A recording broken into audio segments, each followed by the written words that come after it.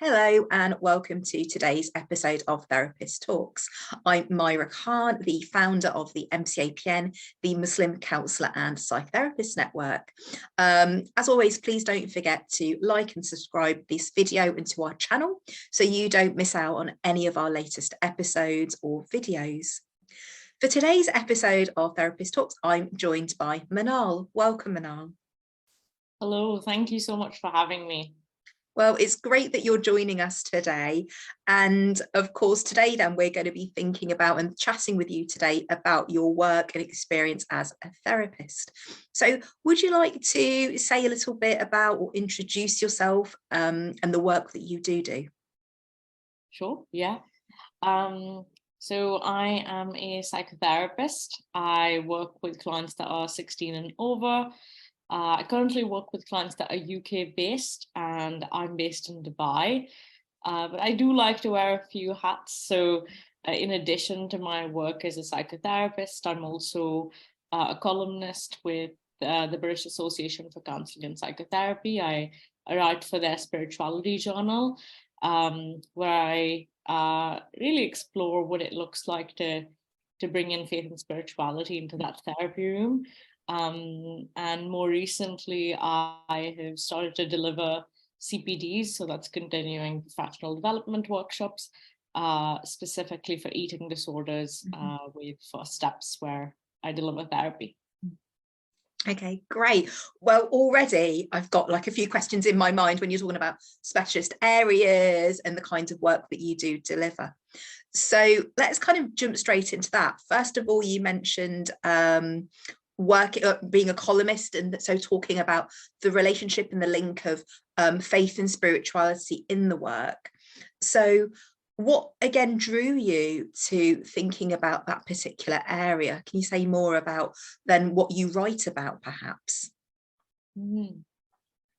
I think it's been really interesting for me because for me specifically, it's been quite new.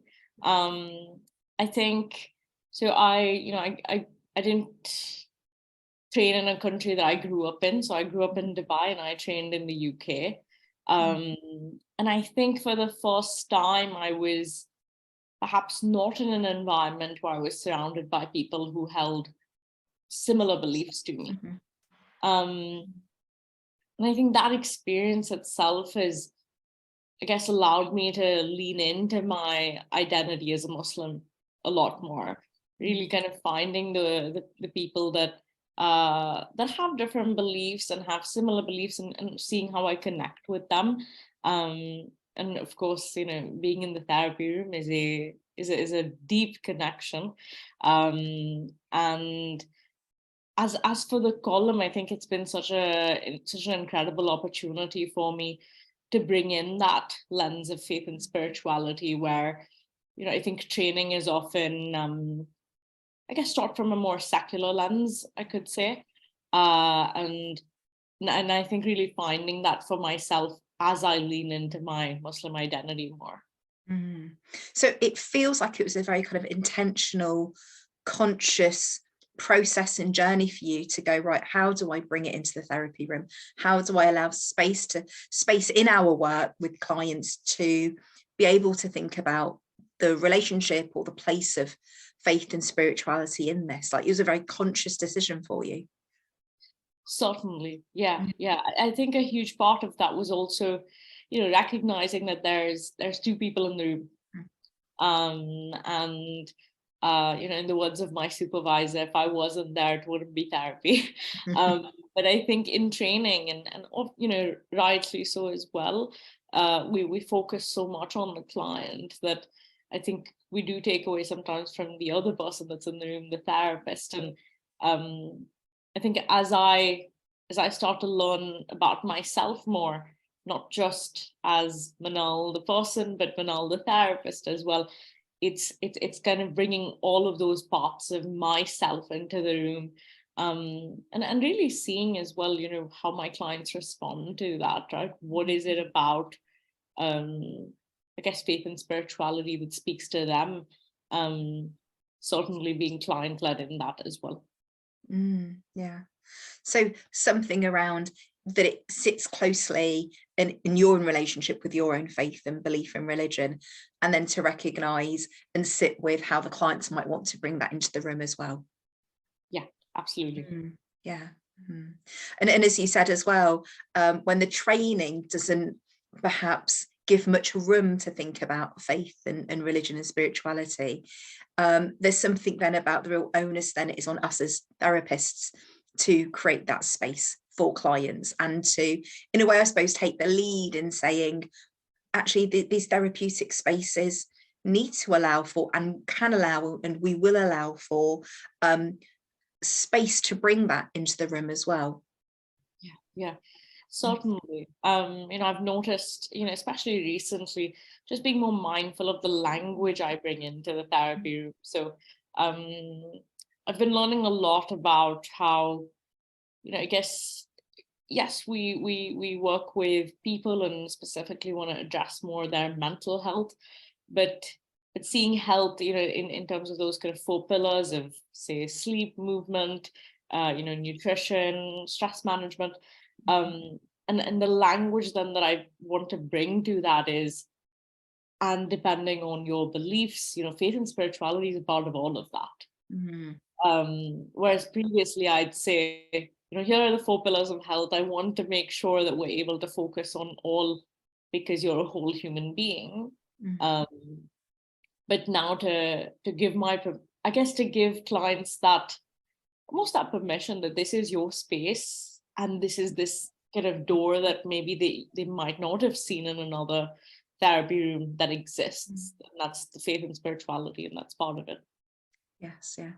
So really kind of honouring and recognising that as whole people, it's then you offering a holistic approach then, and going, absolutely, there are these kind of 4 pillars around health, but actually our faith, religion, spirituality, our belief system is going to fundamentally influence and impact those 4 areas. And so we can't separate out faith or our religion or belief system from our health. Yeah, exactly. Yeah. So already acknowledging that for you, faith and spirituality play a fundamental large part and influencing a large part of the work that you do. You also then mentioned that you have a specialist area in working with eating disorders. So can you say more about the specialist areas that you do work in? Sure, yeah. So certainly eating disorders would be number 1 on that list. I often get asked why eating disorders, and I actually, don't have a more, a well thought out answer for that. It's more that, I was on training and this was a placement that I was on, and I think that's where the interest developed also, rather than being interested in eating disorders and then going in for that kind of a placement. But I've learned so much, I think, from eating disorders. I always like to, bring in this kind of analogy of when you work with eating disorders, it's like looking at an iceberg. That what we see in those behaviors is above water, but really what's going on is underwater, and I feel really privileged to be able to work with so many different things that could be underwater. So I think in a lot of ways I don't feel limited in terms of a specialization there. But I've always been interested in working with anxiety as well. Eating disorders do come with a lot of anxiety kind of underwater. And that's something that I think I really kind of gravitate towards that work. Especially, I'm trained in attachment theory, and I like to work with anxiety from an attachment perspective, where I guess we learn, right, where the anxiety begins for a lot of individuals. But I guess more recently, thinking of leaning into faith and spirituality, I'm very, I guess, excited at the prospect of studying Islamic psychology. So I've been looking into that. And the list goes on. I have new interests, I think, every few weeks. But specifically right now, it's really more into thinking of well-being from those 4 pillars of health. Specifically, sleep is something that I do a lot of research on, and I can assure you I'm listening to too many podcasts right now about sleep. Yeah. But I think what you're really highlighting is that all of these different aspects of our health, they're not separate, and they can't just be compartmentalized. And like you're saying, it's like with the 4 pillars of health, that even if you're looking at sleep or an eating disorder or diet, or anxiety, actually they're all interconnected, they're all interrelated. So actually it's really hard to go, right, well, I'm going to specialize in anxiety, and it would be really difficult then to not have that connected to, well, if I have anxiety, actually that is going to impact my sleep, that is going to impact perhaps what I eat, it's going to impact on how I think about myself and how I feel within myself. So in working with one aspect, you are automatically kind of working with all the others as well. Absolutely. It's and I think even hearing that from clients, right, even if we haven't focused on aspects like sleep or movement, you'll hear it from them when they see that reduction in anxiety, when they see those changes in their kind of eating behaviors. It's like, oh, right, I'm able to sleep better. Or, that back pain I was having, which I couldn't explain, that's gone. It's like, because we're trying to actually really, really work with this whole human being that's sitting in front of us, not just a presenting difficulty that they're bringing to the room. Yes, because of course, when we're perhaps focusing on one particular area, and perhaps it is a feeling of anxiety, it's because of how it manifests in sleep or in our eating or in our physical body. And so in treating the anxiety, this how it shows up, the symptoms that show up in our sleep, eating or behavior or in our bodies, that will change as well because of it, because we're treating it at the very root. I think I think it's almost like it kind of goes the other way around as well. Because of my kind of interest in anxiety and how that links with sleep as well, right? It's sometimes it's just about psychoeducation and telling our clients, have you tried to reduce your caffeine consumption, right? And the impact that has on how anxious we feel, and how how much it affects sleep as well, depending on the day that we consume caffeine. And it just feels like this. I can kind of see clients have that light bulb moment sometimes where it's like, I never thought about that. And there's really no one to blame for that. It's just, this is your space to figure that out, and have it be a non-judgmental space to just kind of make those connections.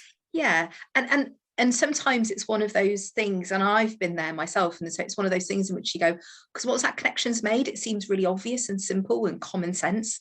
But if you've never joined those 2 dots together, you would never think that they are even meant to be linked or joined together. As you said, it's something as simple as, well, reduce your caffeine might help you reduce your anxiety levels. Reduce your caffeine will mean that you have a better night's sleep. And when we are all habitual human beings, we perhaps don't always realize that what we're doing in one area of our life is having this direct impact in another.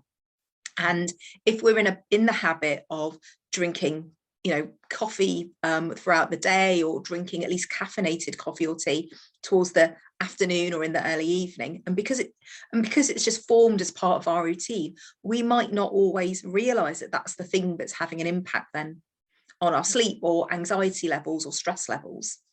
It's and I think that's why therapy is just such an interesting space. Really, anything can come up, and it's just it's hopefully a very kind of accepting and safe space for people where they can figure those things out. And I was intrigued as well, because earlier on you mentioned that you were drawn now into your specialist area of eating disorders because of your experience on your placement. But if you take us back then, I was curious then, if you take us back then to when you started training, what then drew you to train as a therapist? What made you want to become a therapist in the first place? I reflect on that quite a bit, especially since I guess taking on more specialized training. I remember being in high school actually, and I felt that I was starting to become the person that everyone would come to with their problems. And I think at the time, I didn't know it, but I guess I had a knack for speaking to them, or really, I guess, understanding what they were trying to say. And when I went on to do my bachelor's degree, which was in psychology with counselling skills, and I chose it specifically because of that aspect of counselling skills, what I was learning in lectures felt like second nature to me. But now it had a nice name to it. And I thought that was really interesting, where in some ways I was already practicing some counselling skills and hadn't known. But as some years have passed from that, I guess I also have more different reflections where, when you do get into this line of work, that you actually can't be that person for everyone anymore. And it's about, I guess, holding those boundaries at times, because, so much of your time is actually taken up by doing that role for people, being in that role for people. And I distinctly remember my therapist, especially at the end of my bachelor's degree, telling me, Manaal, it's only going to get worse the more qualified you are. And I remember thinking, you've got to be joking. So is that just kind of something I'm going to have to work through? And I actually really appreciated her saying that. But it is certainly something we all need to, in this line of work, be aware of, that our capacity for being there for people in the way that we used to can change potentially. It's really interesting that you then talk about kind of this relationship then between capacity and boundaries, because I think that is something that I hear so often from I hear so often about from other therapists, which is about, just because we have the capability of being therapists, capability of offering these safe spaces, we have to also be so mindful of the capacity that we have, like the emotional availability that we have to be able to offer those safe spaces. And at some point we're at full capacity and we have to put a boundary in. And and I can really resonate with that when you talk about the more experienced you get, the more you become that go-to person. And so putting in those boundaries become even more important the more experienced we get. And it's a journey, but I think a rewarding one, to be, to show up authentically in the work that we do, which is, I think, will always be important, and certainly right now I feel more important than ever. And also, I think, be honest with the people in our personal lives about what that capacity and boundary looks like. Absolutely. Completely agree with that. I'm also then really curious that you were speaking about, because of your placement, it's because that's what drew you to the specialist area of eating disorders. But more broadly than that, in terms of your therapeutic clinical experience, I'm really curious to know, was it then what you expected? How has it actually been for you then to go on and train and then work with clients? I'm thinking back of the Manaal that was at high school going, I'm the go-to person for my friends. But now you're doing this as your professional job. This is your profession. This is your career. This is your livelihood. Is it what you expected or imagined, or is it kind of vastly different from that? Oh, that's such a good question. I have to really think about that one. Is it?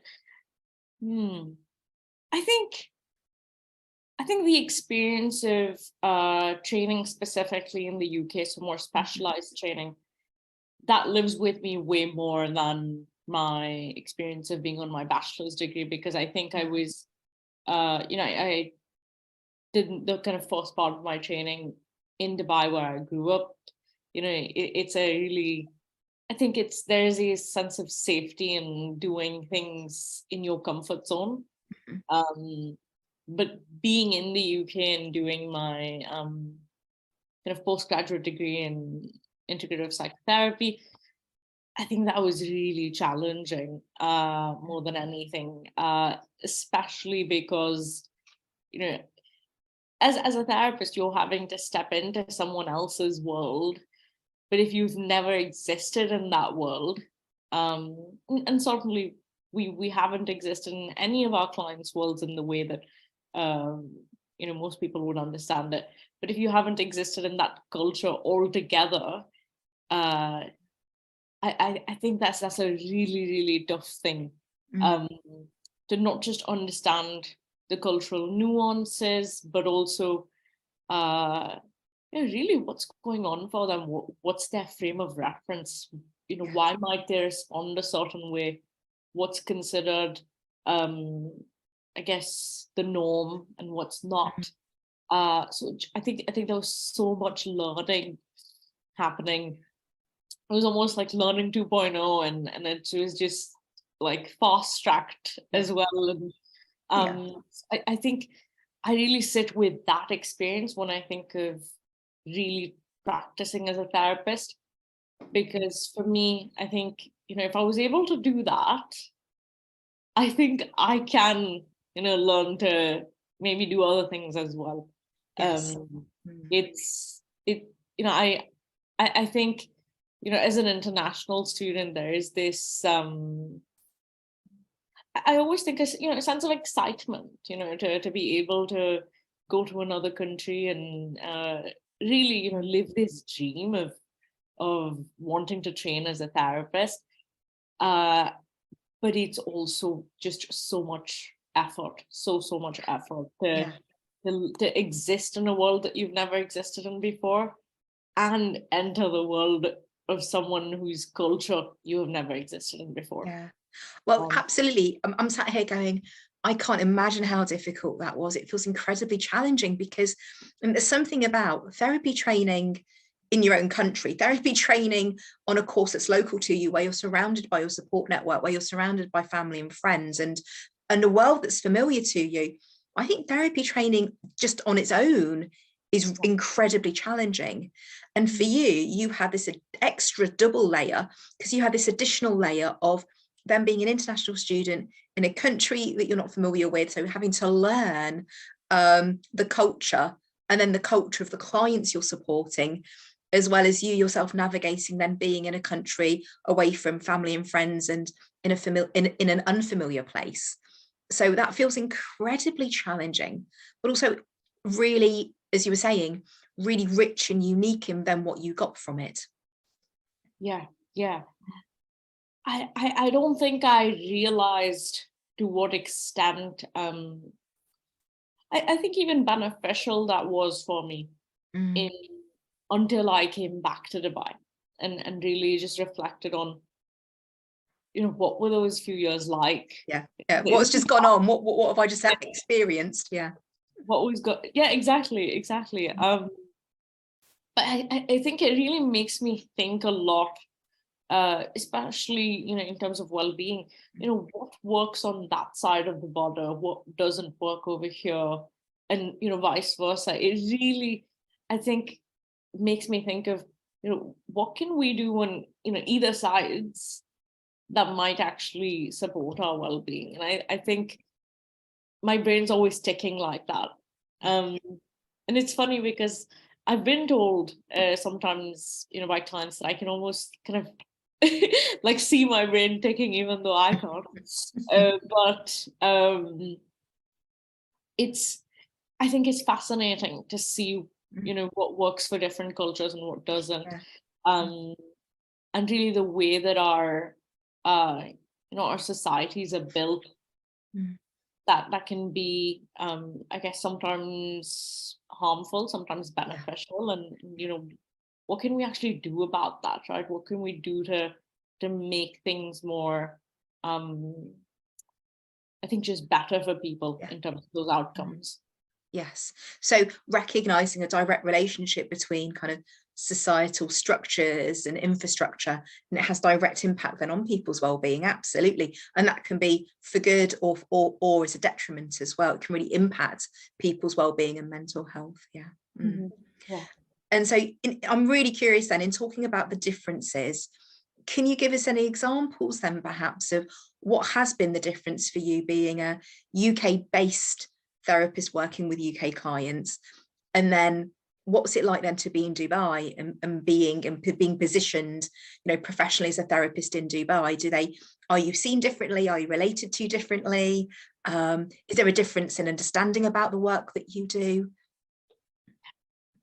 I think first and foremost, I feel there's a certain level of comfort and curiosity when it comes to difference.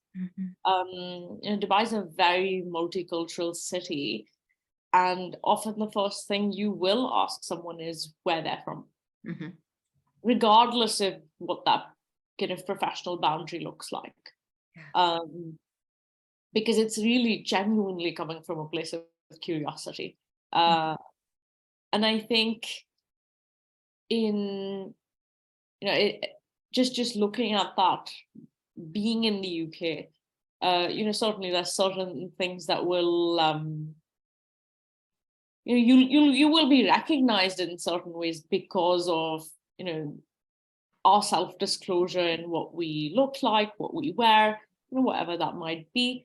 But I only when I came back to Dubai, and as someone who is a qualified therapist then, and starting to attend conferences or be amongst other therapists, it really felt like I've arrived, that there was so much power in the diversity that existed in the room. It was so interesting to just see what everyone brings to the table. Something that comes to mind for me is being at an eating disorder conference specifically, and seeing practitioners from really all around the world were practicing in Dubai, and hearing how they related to sort of presenting issues when it comes to eating disorders based on their experience of growing up in a different country.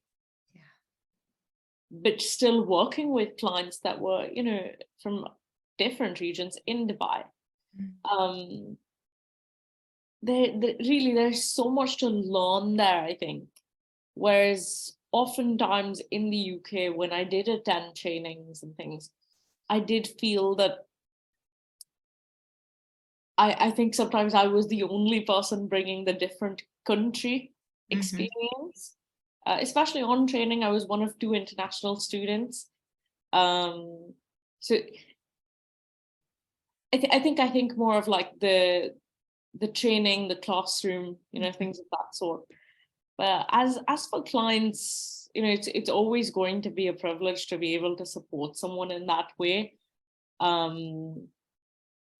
I'm very, when I came back here, for me, it was sometimes just seeing someone, seeing a kid that's going to school that looked like me and thinking, I can see myself in them, and to have the impact of supporting someone with their well-being in a region that I grew up in, that I, that my mental health was developed in as well, obviously. It feels like, a privilege that I cannot compare to anything else. There's 2 really strong things in I think what you've said. One is there's a real sense of a kind of an international community and flavour then to you being back in Dubai, and it feels so like the community of therapists out in Dubai then offers you a real richness of an international flavour and experience. At the same time then, it feels like it sits really comfortably with you then to be home, and then to be working within your kind of home communities and working with Dubai local communities, even though they are diverse and rich and international, there's something about you're in a place that offers that international flavour, but in a place that's home for you. And that feels like a really good match for you. Then it feels like that's kind of the two parts coming together. Yeah, I couldn't have said it better. Yeah. I'm very excited, actually, more than anything, to just see what what our field over here is going to look like. We are certainly at a stage where we're developing that mental health literacy amongst the population. We are, developing more services.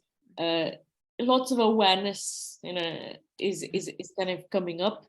It's exciting to just see what it's going to look like. It feels like it's, as you said, it's evolving, it's fresh, it's developing, and it feels like you're there then at the right time to kind of be a part of that movement in a way. Yeah. I do reflect on that a lot, actually, training and qualifying as a therapist, only recently, and thinking about what that means. I don't know if this is, historically been a thing, but I think at least amongst young people, it almost seems like a cool profession.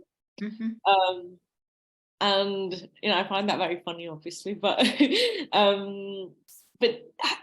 there's a level of interest in mental health, in therapy, that it's I guess it's just intriguing to see what that could mean for people. Does that then mean that they're more likely to access support? Does that mean that they might be less stigmatizing? And really what that could mean for the future generations as well. Yeah. And I think there's something in there as well around that in the profession itself and practitioners themselves, myself included in that, in us being more open about the work we do, us being more open about what actual, what therapy is and what happens in the room and the kind of work that we do and what it will look like and feel like, means then that we're making it more open and accessible then for people to want to either come to therapy as a client, but equally I think we're attracting a lot more younger people then to the profession. Like, I'm noticing, as somebody who actually delivers counselling training programs, I'm noticing over the years that the average age of people on our courses gets younger. There was this thing that in the UK, I think the average age of somebody training as a therapist was in their mid-50s.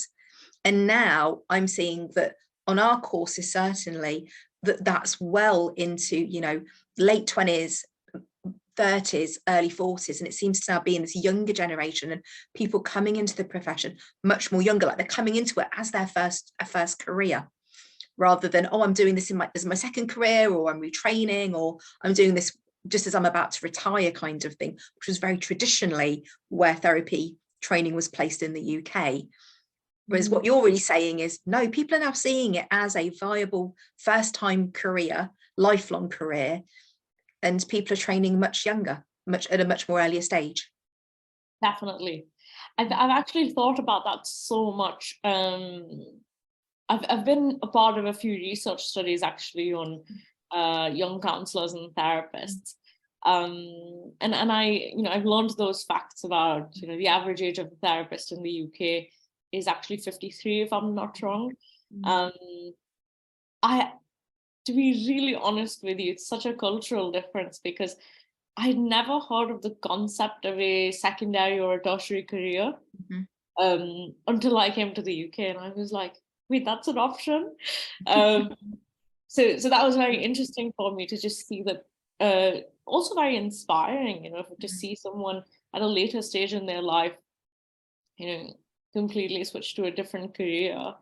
But for me, it is my first career. I'd like to add on to that with the different hats that I wear. But yes, I do think there are more young people coming into the profession. And, right now, I think there will be obviously more years for that number to increase. There were I would say, a few young people on my course as well, in that kind of early kind of 18 to 35 age group, I would say. But it's, as I say, with all of this, is very exciting to see what those things could look like, how it could shape the field. And yeah, more awareness. I think more awareness is just so helpful. And yeah, hopefully we're able to support generations to come. Yeah, absolutely. I completely agree with that. So my final question then, based on what you've just said as well around wanting to see and hopefully seeing more younger people coming into the profession, for anyone watching this perhaps that is thinking about becoming a therapist, training as a therapist, or perhaps they've already started training and they're in their training program currently, based on your experience of training and now working in the profession, and hindsight is a wonderful thing, but what advice would you give to somebody then that's either started training or wants to train as a therapist? Like, what would you have wanted to have known? I would have wanted to know a lot of things. But I think more than anything, setting expectations right, that it is very, very emotionally taxing to not only train as a therapist, but then be a therapist and manage boundaries, capacity, and so much more that we've spoken about already. But also, it's one of the best learning experiences. So, and I think I've said this before, but really being a sponge, taking in everything that you can. Whether you're learning to be a therapist in a culture that you grew up in or in a culture that is foreign to you, there is so much to learn, not just about, your clients or the people on your training, but yourself. And the amount of reflection that's going to come with going on to a training like this, and especially keeping in mind, like, just my own experience, like for young people, that's a level of reflection that's, perhaps not common until a later stage of life. So I think having the right support system and then kind of keeping your well-being in check whilst that's happening, because it is a difficult process. Yeah, definitely. Again, I kind of completely agree with all of that. There's something around in engaging in therapy training, it's so emotionally taxing and it asks so much of us personally and individually, that it's one is to what you've just said, look after yourself, and second of all, then have a support system around you. And I absolutely couldn't agree anymore on what you've just said. Absolutely, 100%. Well, thank you so much, Manaal, for joining me today for this episode of Therapist Talk. And for all of you watching, I really hope you join us again for another episode. Bye for now.